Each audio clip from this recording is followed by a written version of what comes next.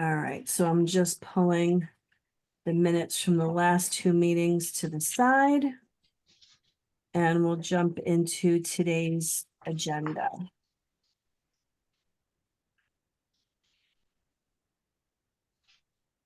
Send a lot of attachments, Paul.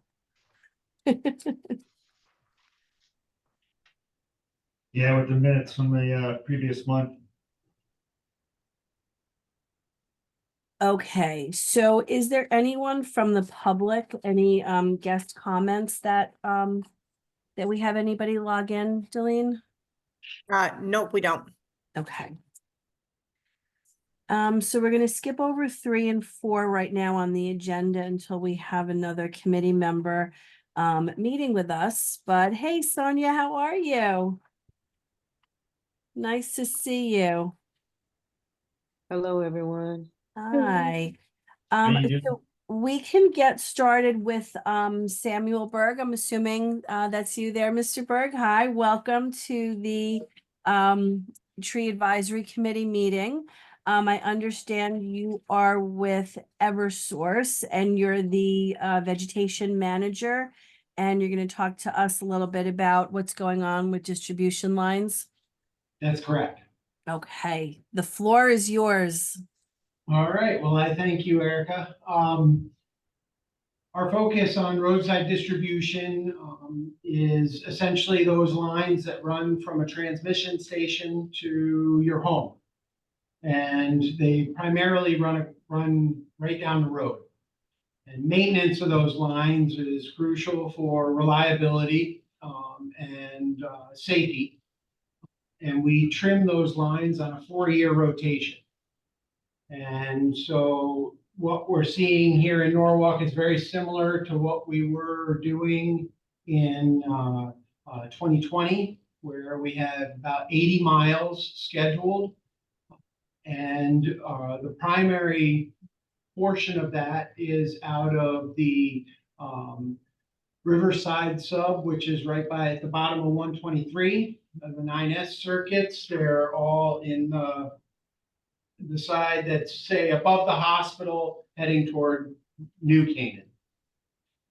The trimming specifications for those lines, there are 2 of them. So we're primarily focused with the lines at the very top of the pole, right? The lines that are a little further down the pole are lower voltage lines. They can include secondary triplex, which is what runs to your house, and telecommunication lines. So telephone, cable, internet, they're all running in that communication gain on the telephone pole. So we're focused at the top of the pole.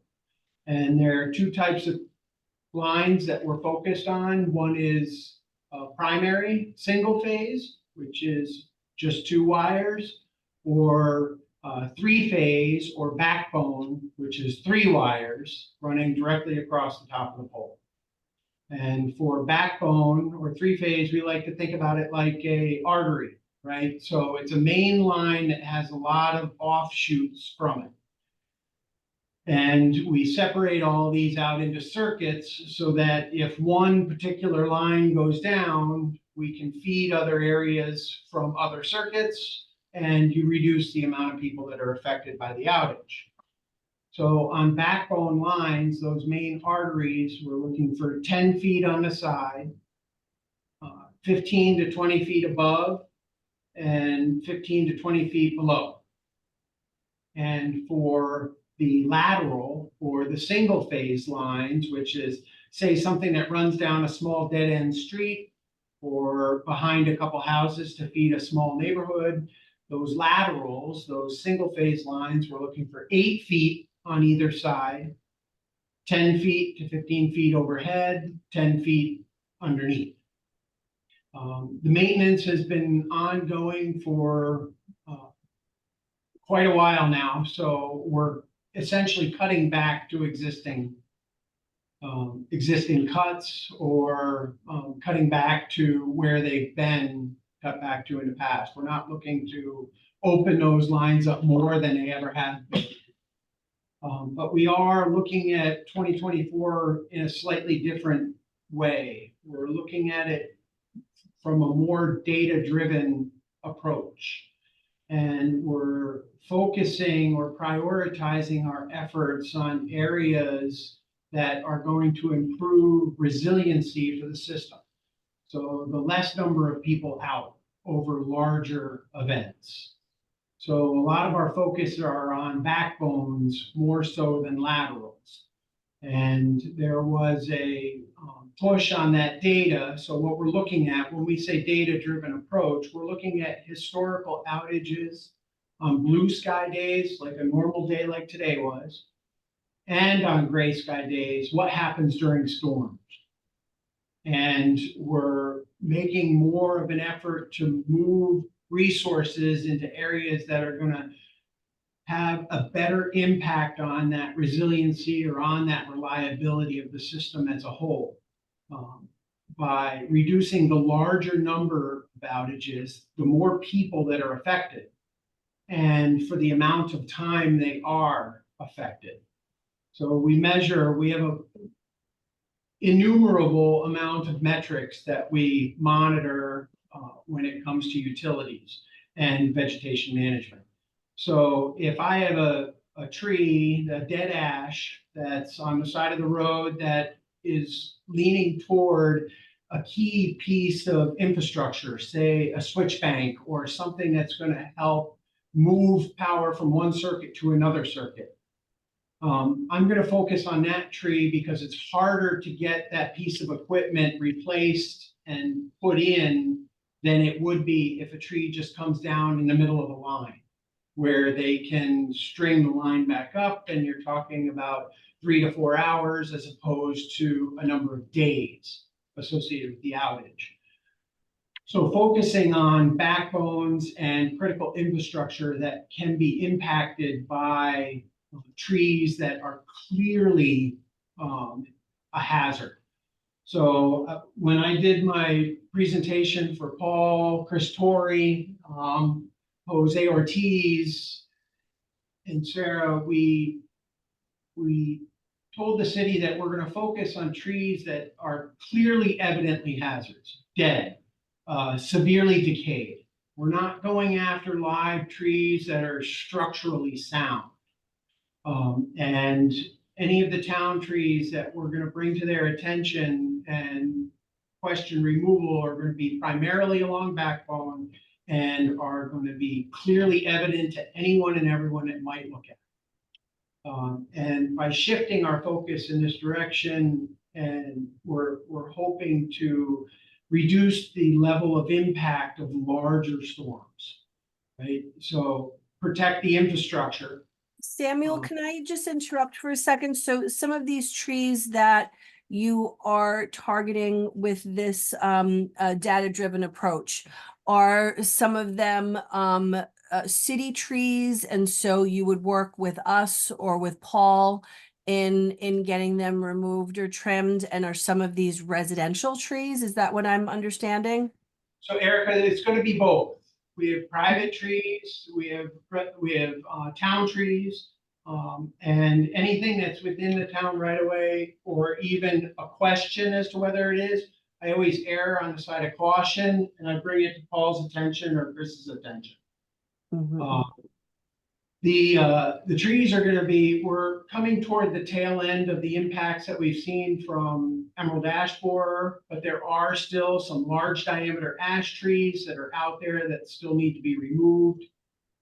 But as I had mentioned, we're not targeting structurally sound trees. We are targeting trees that have a clear outward sign of an imperfection that is a clear hazard, where Chris doesn't have to make, well, maybe, maybe not. We're looking at dead, severely diseased, or severely decayed trees. Okay, no, I appreciate that distinction, because I know that, and I'm sure you're well aware of this, that Eversource has been criticized in the past of, really heavily trimming and taking down trees that are not obviously in peril. So I appreciate you making that distinction for us. Does anyone else have a question? Sam, when is this going to start? So you have all this data, and are you starting, now that the weather's starting to get nicer, or? Yeah, so we've started the permission process and we've started the trimming process. So can you see Paul's screen? We cannot. Paul, I'm sure will be happy to share a screen with us. Hang on one second, let me get out of that. Sure.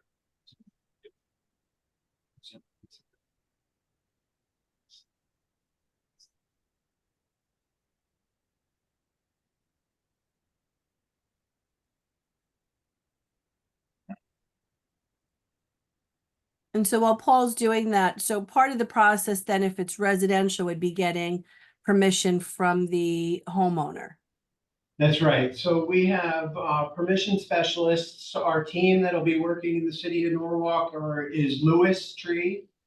And Paul has all of their contacts and my permission specialists' contacts. And the permission process is the same.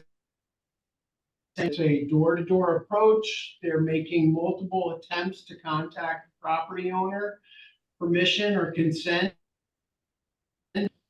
It's an ordinance, it's not an ordinance, it's a state requirement, right? So even though it may be a city tree or a town tree, it would have to go through the proper process of permission.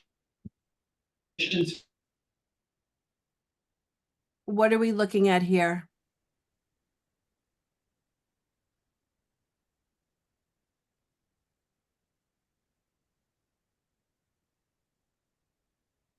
I can't hear anyone. I think we've lost the connection. No, can you hear us now? Okay, we can hear you Yes. now. Okay, so Samuel, how are these, are the people who are going to be approaching homeowners trained in kind of dealing with people? Because I have to tell you, I have a home in Norwalk, and when I see Lewis Tree come up and they want to trim my trees, I'm not very I'm not very accepting of the conversation. I'm just going to be completely honest with you. So I want to know, how we can help and how we can also make sure that everyone is happy. They are trained have training specific for their role. Permission specialists carry with. I'm not sure if Paul's sharing the screen is impacting the I yeah, think it it's is. impacting things Yeah. there, because the 2 times you went to share your screen, Paul, we lost you. So Yeah, let's not gonna bother with that. let's forego the diagram. I was just busy trying to see where Partridge Avenue was on there. Partridge. I'm gonna try another screen share and see if this one works. That's might- okay, this will be the last 3 times If the this charm. doesn't work, Actually, yeah, Paul, why don't you just distribute that PDF? I will. I think Peter's right, so we can all have a little time to digest it. I think pulling it up now, it seems a little dense Right. with information. So why don't you email that to all of us, Paul? I mean, generally speaking, if I look at the red lines as what's backbone pruning, is it, Samuel? Yeah, It's basically every major artery in the city of Norwalk. that's exactly right. You're talking about Newtown Ave. You're talking about 123. East Ave, yeah. Comstock We're Hill back. yet again. If you haven't missed a year at Comstock Hill, I don't care whether you call it backbone pruning or maintenance pruning. You've been on Comstock Hill every year for the last 3 years. So There's a number of circuits that run up. yes, I know, and you put them all there. So I actually have a larger picture question for you, Samuel. You mentioned vegetation management. Does Eversource actually have a vegetation management plan that when they look at the upgrades to utility lines, they look at the value of tree covered streets versus not? And how do the tree canopies equate into the value of where you upgrade your facilities? Is that part of the vegetation management plan? So from the respects of when we're upgrading our systems, we're looking at upgrades that will work with our tree canopy. So usually the upgrades include reconductoring with what we call tree wire, which is a coated wire instead of a bare wire, which will take impact from limbs far greater than what we used to utilize. It's a slow process. There's over 16,000 miles in the state of Connecticut of line that we have. And in some cases, when you think about three-phase line, there's 3 of those in that 16,000 miles. So there's a lot of line to reconductor. We look at areas of where, based on historical data, if we have more impact from tree-related outages in an area, we're going to look at it from a multiple of avenues, one of them being engineering. What's an engineering solution that we can use here if we're having so many impacts from the trees, right? If we're not going to clear cut anything, right? It's just not going to work today. So our approach is twofold, to look at it from an engineering standpoint as well as a vegetation standpoint. Can we remove some of the hazards that would impact the line, not completely denude the area of tree cover? And all of that goes into play when they're doing engineering, when we're looking at upgrading the systems. But we're also taking into account a changing environment. We have more solar going in. We have more electric cars going in. Demand on the grid is going to become more in those situations. If not, some more solar is going to feed back to the grid, but there's still a demand. We're an increasing population. And So it's not getting easier, it's gonna get more complicated. that's right. It's a balancing act, to answer your question, Peter, but it is looked at. Okay, because from the observer point of view, we don't see the balance, we don't see the trees getting the equal value in the balance. That's just the way we don't see it. But I'm, it's something worth talking about, because our tree canopy equals economic value of the real estate in the neighborhoods you're in. And that's what I'm concerned about. So, upgrading utilities, very important, I understand, but the value of the tree canopy is also to be considered, because as you continue year after year, you've continued to manage the tree canopy. So it's quasi less and less. I've been in Norwalk 30 years now, so I've seen the change. I'm just putting it out there for the record to understand that there is an equal value the tree canopy adds to livability in the city of Norwalk. And yes, we're a dense city, and yes, we need to upgrade utilities, but just putting it on the table that the tree canopy is an important part of how we continue to develop the city. I do appreciate that, Peter. Thank you so much for that presentation. Paul's going to share that PDF with us. And if anyone has any questions, maybe we should get those to Paul so Paul can respond to Samuel in one email with any questions or comments that we all have. What we'll also do is we'll put the permit package out on the city website also, now that the committee has seen the package for the permit, that when it goes out. Okay, now that Peter's joined us, we have Sonia, myself, we have Cindy, we have enough people to vote on accepting the minutes from November 28th. Just a little backstory, we don't have a December meeting and we didn't have a quorum in January. So it sounds, like we're a little remiss here looking at November 23, but that's how it worked out. So I looked through them. I don't see any issue. I don't know if anybody else found anything. I just found one in January, so. Okay, I'll do that one next. So Okay. can we accept the November 28th as is? Are we good with that? I'll make that motion. Okay, and Peter seconds it, so that one. Okay, now the January 23rd, Gay, what did you see? Yes, it's just a misspelling of the name. It's on page 5 of 6, and it's the first paragraph, and it's Steve Clocky. It's a K-L-O-C-K-E.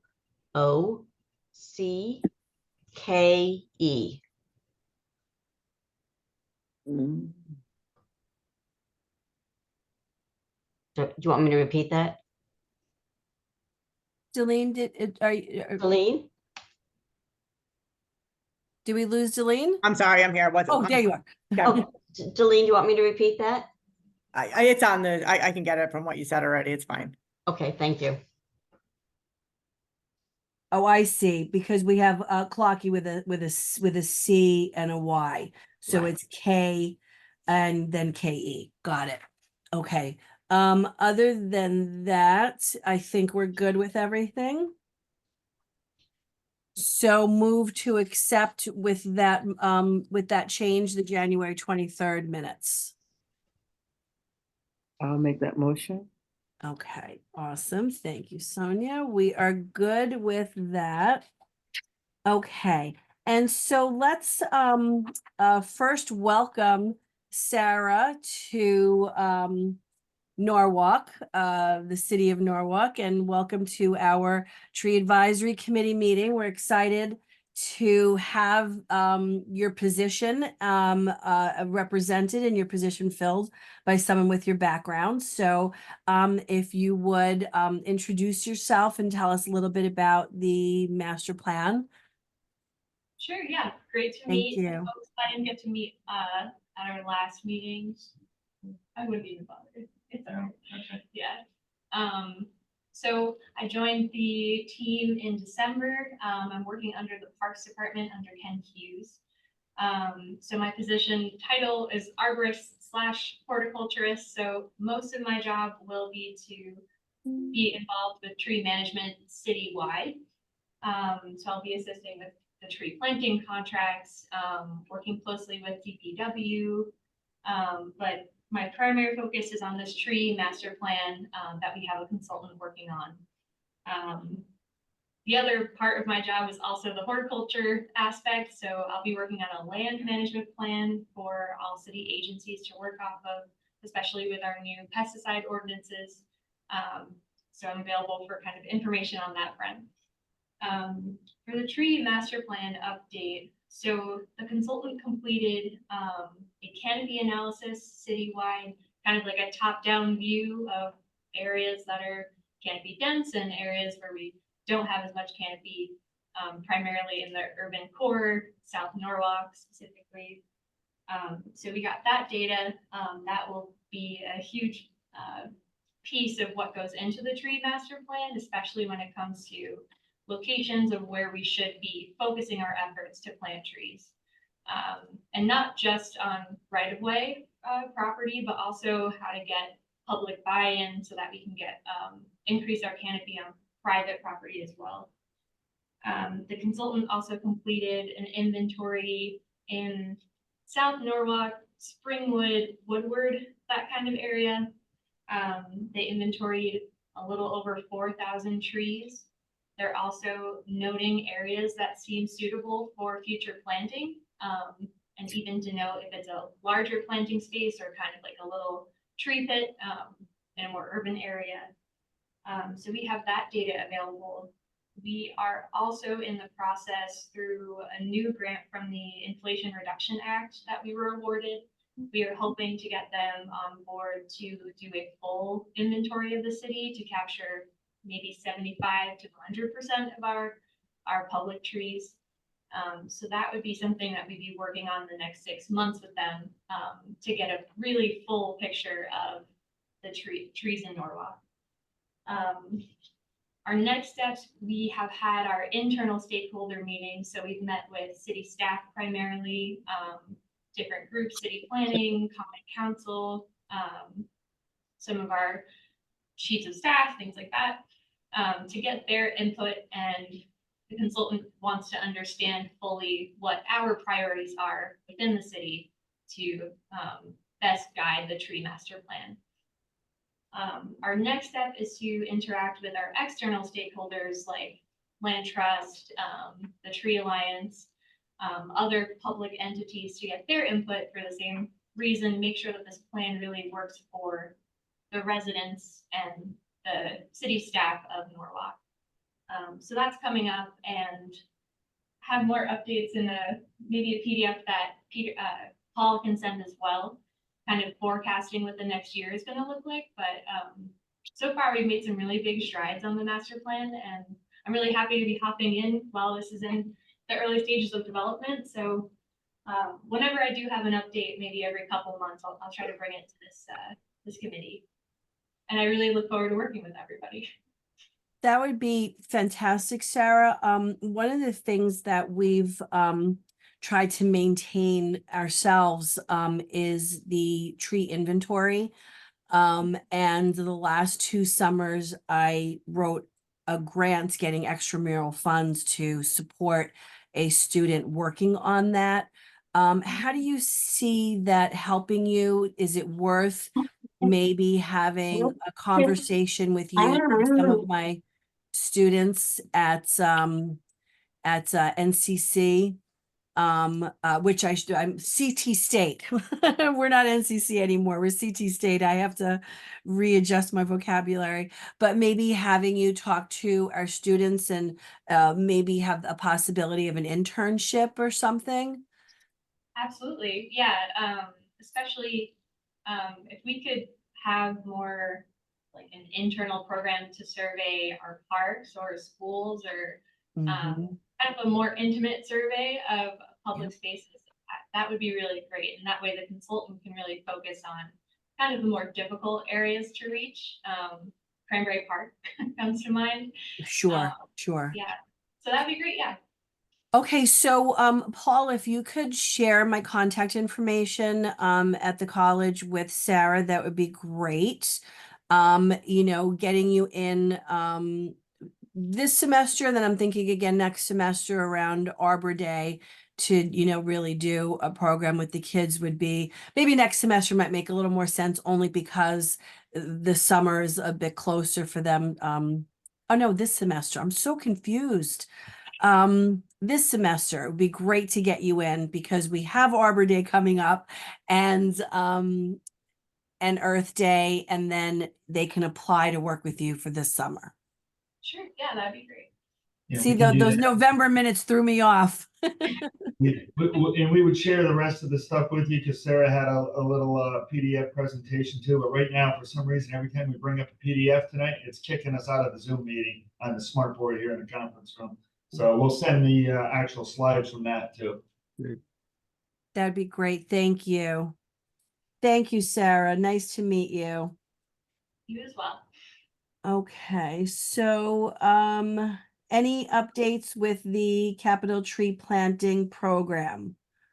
Okay, based upon what Sarah was just talking about with the master plan, there are some points that they are giving recommendations for planting through a tree plotter program that they're utilizing. So we're taking those as well as the online request form that Lindsay and I had put together back in the fall. And we have 72 emails from that, although some of them are duplicates, and we put those in spreadsheets. That combined with other areas around the city. And then if you guys have any spots that you know and would like to see plantings done, please let us know. And we'll put together our spring plantings, and we're probably going to be in the neighborhood of about 250 to 300 trees is what we're looking at. Cool. But anything So- you guys have, please send them to us. If you So could get Paul, them to if us you're quickly. looking to install trees this spring, what is your deadline to get those locations? We need a deadline. If you guys will get them to us by March 15th at the latest, that would be great. Okay, done. And then you're targeting if March 15th, and then you're targeting planting in The May, spring, June. What are you thinking? Between then up till probably the end of May, depending upon the weather. Okay. So March, April, May plantings. Got it. Okay.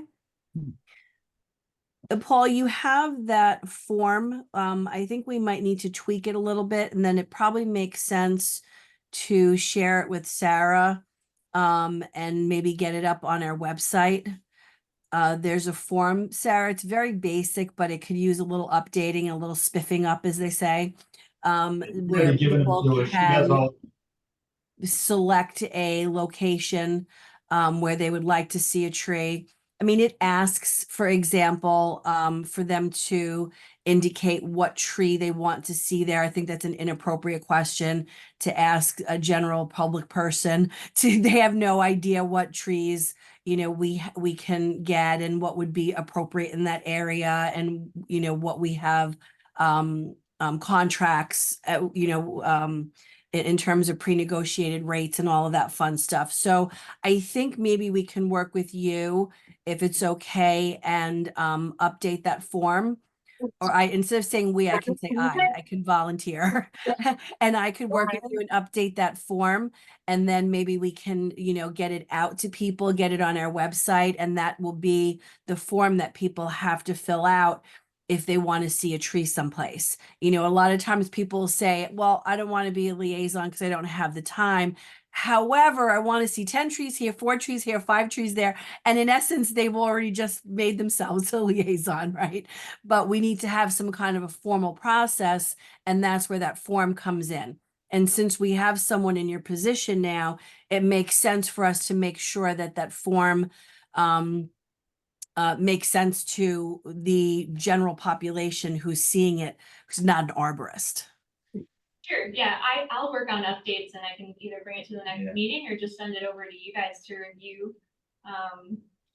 That sounds good, and I think Michelle Woods, I think our communications office did share it like on social media back they in did. January. Yeah, they did put But- everything out there, and it's out on the city website already, that the form is already out there. The I feel form like in its current state? Oh, nobody told us as a group that was on there. So so maybe we want to do that a little Which sooner. was last month, Sarah? we were told last month, it was already out there, yeah. So we've been talking about that for a couple of months.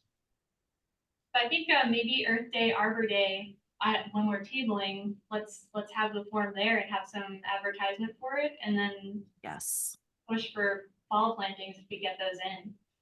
I think that sounds fantastic. So let's you and I kind of talk sideline and revisit that form, and I can tell you some of my thoughts, and then you can have your expertise in there as well, and we have Michelle put up the new and improved form.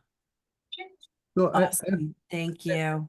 I have a question. Samuel, you have any trees on target that we might be able to replace? Working with Paul and Chris, I mean, basically, if there are trees that are in problematic issues and you're literally taking them out, can we actually replace them 10, 15 feet back, 20 feet back? I mean, are there Yes. some ones that from now that you can work with Paul on and say, these are problematic, and the city can maybe plug the hole in the canopy? So that's actually a great point, Peter. The surveys are taking place currently. I don't have a complete list for what we're doing for the year to submit to Paul or Chris. But yeah, I do. I mean, right now, we're a little more flush than normal years, so maybe this Dovedale here can work. Yeah. I mean, as soon Yeah, as I no, get that'd be the- great, definitely, it's what a partnership definitely should be. Yeah. So if you've got areas that you think, oh, there's something to come out, but we can replace that, please let us know. It's Absolutely. long-term management, get the tree further back, so it's not a conflict moving forward, and it completes the street tree canopy that we want to keep in place. Yeah, I think Peter brings up an excellent point. I mean, we try to work with zoning and other departments in the city that if they need to remove trees for construction, that we replace them. Why not work with you to replace trees in a more appropriate location when you feel that they need to come out? I think it's a great point, Peter. Yeah, that's amazing. It's actually great. We'll try to make you look good, Samuel. Thank you. Not many people do that. No, it's what it should be. So don't turn it often. So Samuel, two- I'd sorry. really appreciate then if we could have some follow-up with where you target some of these trees, and let us know so that we can, see if we can infill. Well, yeah, I mean, I've always prided myself on the partnership that we do have with the city of Norwalk. It's one of my stronger relationships of the 10 towns that I oversee. And Paul did share the year of meetings for you guys, so I can sit in on any number of meetings with you and help anywhere I can. What are they, every month? Yeah, every month. It's the fourth Tuesday of the month at 6 o'clock right here. Well, let's have a plan to have that list for you for the next meeting. That would be fantastic. I think we need to make things concrete and follow up with them. So we'll put you on the agenda for the March meeting. And just so everybody knows, Sam represents the distribution portion. We're also going to be issuing a permit that we've not done in past years, but we want to be able to manage what the transmission lines are also doing too. So we will now be issuing a permit to the transmission line group from Eversource also. So you're going to see them on the agenda in the next month or so also. We're coming in with the same kind of an update like Sam just gave us for the distribution portion. And you think I was hard on you, Sam? That's justified. Sorry. And just to jump in on that point, you have two entities here, Sam, trying to make you look good. So anywhere that you can't designate it a city tree and it's on more of a private property, that's where we could come in and help out. So anywhere we can help, we're both available. No, I really do. I think that's great. And I think I don't see any reason why transmission can't help in a similar fashion. Awesome. Great. Look at all of these collaborations happening. What are we planning for Earth Day? I know that the big program for Earth Day is going to take place on the green as it has the last few years. It's been growing every year since it started a few years ago. I spoke with a few people who were running it, and it's going to be set up a little differently. Instead of everybody in a circle, they're going to kind of change it up a little bit. But we've always had a table there for the Tree Alliance Committee. And right next to it, I usually have a table for my Environmental Science Club representing the college. So if there's anything in particular that we want to, and then I think, Delene, you have something with recycling that you have going on there, right? Yes, we'll have a table, yeah. Yeah. So, and we kind of try to stay in the same area so that it makes sense. So we're definitely looking forward to that. Is that April 27th that's a solid date? That's a Saturday? Yeah, that date is definitely solid on the April 27th. The time is going to be expanded from last year. It's going to be a 12 to 4 time period. We are having our next meeting on Thursday, the 29th at 12 o'clock. And right now we're already looking at plantings that we would have, a couple of plantings. We're going to also do a pruning demonstration. Sarah's going to conduct the pruning demonstration for training. One of the trees will be planted partially with the shovels for the politicians to backfill, but the other tree is going to be a complete planting demonstration from basically the hole in the tree up. So that'll be done. And then we're going to have the tree advisory committee table again with our information on it and handouts that we can do there. We're going to try and do QR codes if we can do some of the things instead of having the paper there as much. And if anybody is interested in manning that table, please let us know. Well, I'll be next to it with my students. So I guess I could jump between the two, but I'm gonna definitely be at the CT State. And this is perfect because Sarah and I'll have our form before the 27th. And then Sarah's got something she can add about what Rexon Park is going to do too, related to a couple of demonstrations in this place too. Yeah, the Rec and Parks Department is gonna do some like gardening information, but I will also have kind of like a poster to advertise what we're doing with the master plan and more specifically the inventory that already took place. We have iTree Eco information that shows the environmental benefits of those specific trees that was calculated out based on their size, their height, species, things like that. So I think that'd be really interesting for people to see in the name of sustainability and all that. So yeah. That sounds great. One thing, and Eric, I just those wanted to go eco back to with the benefits. budget. Yeah, those eco benefits, because I know I've seen the inventory program. How are you getting, what, is that another program that's calculating assumed benefits?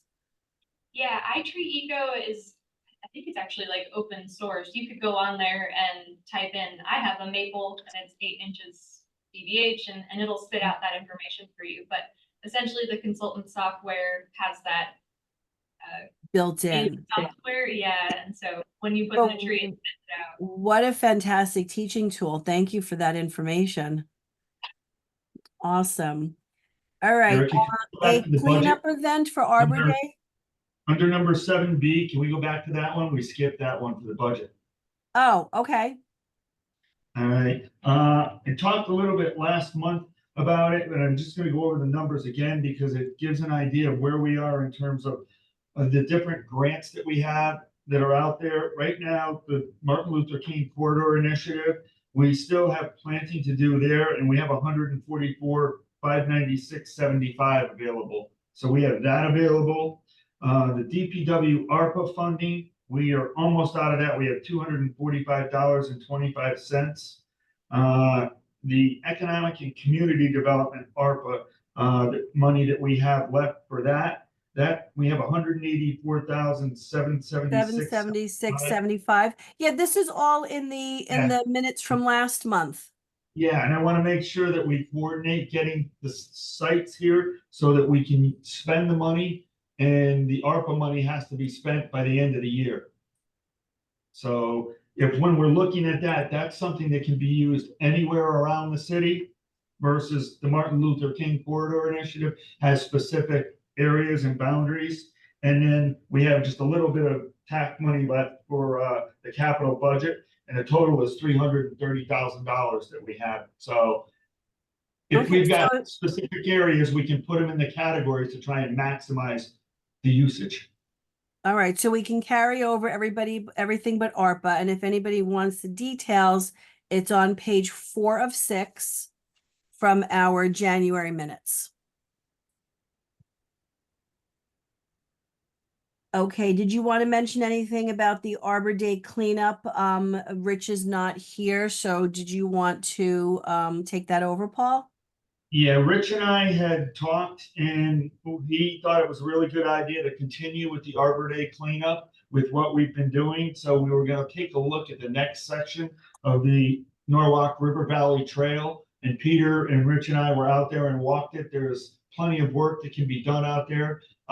We've already actually can thank Sam because Sam had volunteered Eversource to give a Lewis crew for the half day for that. So that event's going to be on the 24th of April, which is the Wednesday before Arbor Day.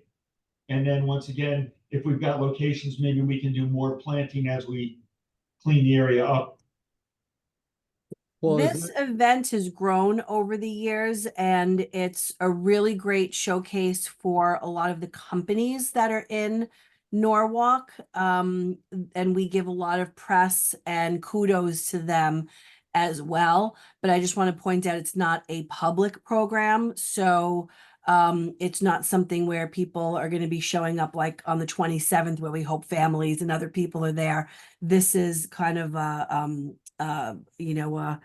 professional cleanup that the general public could actually get hurt at. So we just want to make sure that people don't show up to the April 24th on Wednesday, but we certainly want people to know about it because it is such a great program that you guys have been doing for several years now. Arbor Day at Silvermine, I'm sorry?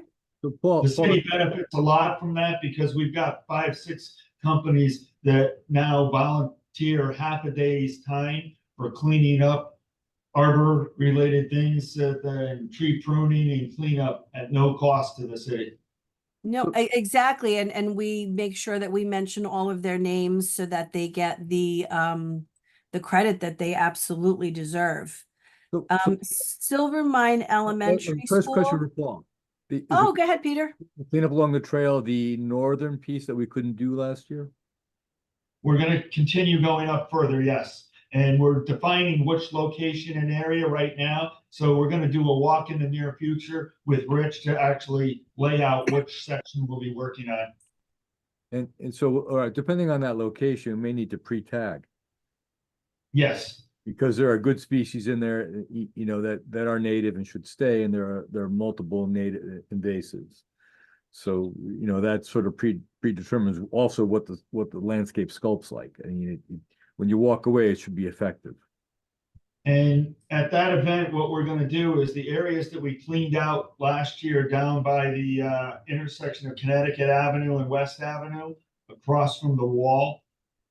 We're working with Sarah now, and I've got Sarah putting together a planting plan on that area. So we're gonna unveil the planting plan that we will do this spring for those areas too. Good. Awesome. We have Arbor Day taking place this year at Silvermine Elementary. Paul's been working out all of the details for that. Do you want to give us an update, if there's even an update on it? Yeah, we've met on February 12th. We met with the school and the principal for the first time. They were very excited to have us come. We're going to continue the tradition of doing the plantings and doing the poster contest like we usually do, even though DoubleTree is no longer in business in Norwalk. So they aren't going to be participating this year. But what we've decided to do is still have that poster contest, and we're going to look for volunteers to come and judge that contest. But the teaching component of that program that DoubleTree has done in the past is going to be done by Sarah. Awesome, awesome. And what's the prize going to be? Because DoubleTree used to give away a night or two. We're working on that. I can't announce it yet, but we have some potential options that the families might actually make out better with through the Parks and Rec department. And I'm not going to reveal it yet, but it's something that might actually be more beneficial to the families. Awesome, awesome. So the next meeting, the planning meeting, and Sam, if you want to be at that, the next meeting for that is on March 22nd at 11 o'clock At the school. at the school. Yeah, and we'll be looking for the best tree location at that. Right, you and I will check it out, Yes. yeah. Erica, we lost you. You're on mute, Erica. Still on mute, Erica. Oh, I'm sorry, guys. The tree liaison updates, it has me listed for this. I know that Gay has been working very hard on this, and she's gotten a few more people to join on. And what I'd love to see is maybe sometime around the end of March, beginning of April, maybe we can have like a lunch for the liaisons like we did once upon a time, and kind of get them together and have a training session and have them meet us and understand what their role is and that kind of thing. Do you have any thoughts on that, Gay? I think that's a terrific idea, to get them more involved in it than they have been. And it's disappointing that the two of them that had signed up are not joining us, but I'll have to work on that and reach out to them and see what I promised them I would keep them informed if they couldn't join the meeting, but at least they would let me know. So in turn, I could let you and Paul know, but that didn't happen. So I do have some more updates, but Paul, as you requested early on, I'm going to just send you some new and exciting locations for 2024. And ones that were sort of carryovers from last year, the Congregational Church, Temple Beth on Beth El Memorial Park on 220 Richards Avenue, about cutting back on some of the U's. So do you want me to just forward that to you in a letter, all this information? Is Yeah, that you can. what you requested? Yes, that sounds good. Okay, that's I think- fine. I'll do that. I mean, yeah, I did look at 220 Richards Avenue, and those views are not going to look good once you cut them back. So it's just, Okay, I mean, they're That's just, what I'm nervous about. okay. I mean, we can talk offline, but Let's talk offline about it. Okay, because it's what they requested and putting. it's not going to look good. They're going to look awful. Okay, so let's see what we can There's come up gonna be with a holes, solution right? to keep them happy. Okay, Replant the hedge. Okay, why don't you just shoot me an Gonna be email home. about time what works best for you? That's Okay, fine. thank you. Great, thank you. And Jeff, then- do you have anything for us?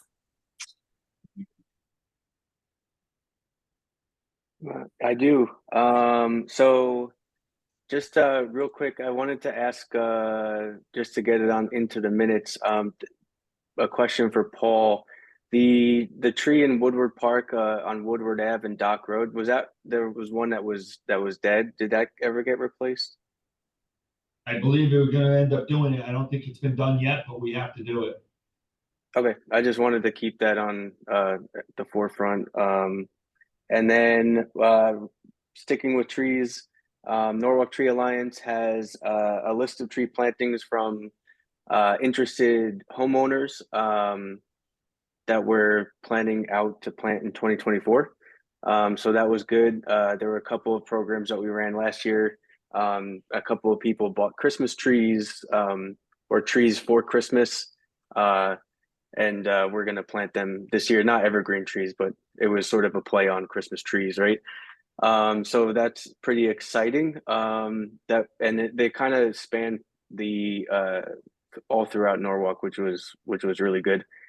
But we have a list of that, and that's going on in 2024. And then moving into events, I might be a little premature in saying this, but I mean, we have an exciting concert event going on in May, May 4th, at 5 p.m. And it's going to be in tandem with the Norwalk Conservatory of the Arts. They're a school in Norwalk that kind of do a lot of Broadway singing acts and music acts. So we're really excited to be partnered with them and also the Norwalk Land Trust. So May 4th at 5 p.m. at Farm Creek Preserve, there's going to be a concert with a rain date of the 11th at 5, and it's going to be dubbed Woodstock. So it's kind of an exciting musical event going on that's Well, going then to be maybe we new. want it to rain. Yeah, maybe. But yeah, it's going to be really nice. 5 p.m. At Farm Creek Preserve. They'll kind of we kind of wanted to shoot for like a sunset event, so it'll be a nice musical event in a nice setting with hopefully nice attendees. So that there'll be more information. Just keep an eye out for that coming up soon. So that was really exciting. I wanted to tell you all about. Yeah, Jeff, when you get a flyer or something for that, can you share it with us? And I mean, we can advertise not only through the city, but I can also post it at the college. Absolutely, 100%. Will do. Thank you. And then just a couple of quick things in education. We've been in talks with Ken Hughes and Recreation and Parks about looking at the tree farm a little bit differently at Fodor Farm.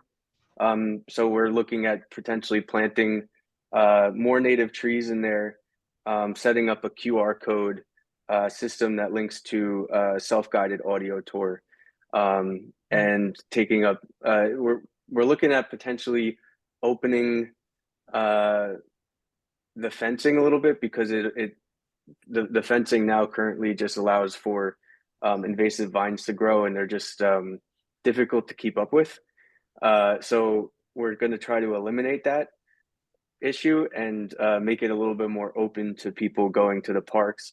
So we're talking to Ken about that. We need to see how the audio tour will walk, but it'd be a good educational component at Fodor Farm. That could be really good. And we're also in talks with public schools, specifically Jefferson, as I believe they're the maritime magnet school. And our vice president, Paul Clark, is a NOAA marine biologist. And we're looking at setting up a relationship with them and doing a talk about linking land and sea, and doing a little educational talk on that. Similar to some of our walks that we've done, where we walked along the Norwalk River. Peter was there for the first one. That was he was a key component to that historic linking to commerce and the importance of linking alternative Just approaches to this, yes. Alternative transportation methods to get people around without the car. So walking, bikes, all that good stuff. And just making it more walkable. And in that, linking the walking trails to the river, which is such a key component to Norwalk's history. We did 2 other ones. We did one at Calf Pasture Beach, so it kind of brought the river all the way out to the Sound. And Paul Clark did a really nice educational talk to that. And we were going to do one at Oak Hills, which we still will if we can get it together. But doing like more of a bird walk, a bird watching walk there. So yeah, so those are the highlights. We're planting trees in 2024. We have a couple of exciting events, and then we're looking forward to Earth Day, the Earth Day event, Earth Day on the Green. That was a really great event last year. So, and a couple other ones, just Pride event, just being more active at the tabling events. So we have an exciting year. Jeff, when we get the final list of Awesome. trees for locations, would like to share them with each other just so that we know where each other is planting and there's no overlap at all. Yep. Oh, and I wanted to say hi to Sarah, and looking forward to working with you as well. We do have, to Paul's point, we do have a list of planted trees that we've sort of concurrently been keeping up with when we plant. So it's in a Google Drive. It's not as high tech as a GIS system, but we were trying to find a way to mesh the two previously. So if we can do that with you, that'd be great. Definitely, yeah. And Jeff, let's definitely connect, and I'll be at Coder Farm a lot, so. Awesome. Awesome. Any other business? Just want to ask if Paul can share my contact info in the minutes. Is that a Yeah. good way for everybody to? Yeah, we can email everybody. Great. Yep, that would be good. All right, if there's no other business, I motion to adjourn. Second. Awesome, great meeting, guys. Thank you again, Samuel, for coming and talk to us, and Sarah, again, really great to meet you. Welcome, and look forward to working with you. Great. Have a good night. Good night, everybody. Yay. Everyone.